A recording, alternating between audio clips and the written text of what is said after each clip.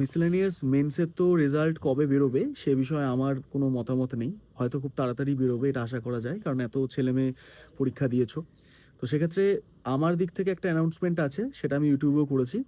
সেটা হচ্ছে মিসেলেনিয়াস মেন্সের যে ইংরেজি পেপারটা তোমাদের থাকতে চলেছে, সেই ইংরেজি পেপারের 50টার মতো প্র্যাকটিস সেট আমি আমার ইউটিউব চ্যানেলে নিয়ে আসছি।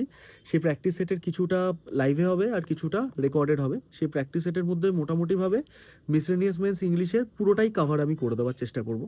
এবার এটা কেন করলাম, তার কারণ আমার যে ডেসক্রিপটিভ ব্যাচ আছে সেই ব্যাচে মিসেলেনিয়াস মেন্স স্পেসিফিক 100/100 আমি কিছু করাতে পারবো না, কারণ আমার ব্যাচটা হচ্ছে WBCS 2024 মেন্সের, সেটা যেদিনই হোক না কেন।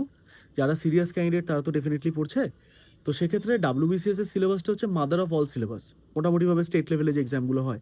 সেই জন্য WBCS স্পেসিফিক ওখানে আমি পড়াচ্ছি। সেই কারণে আমি ডিসাইড করলাম যে মিসেলেনিয়াসের একটা প্লেলিস্ট আমি আমার চ্যানেলে করে দেবো।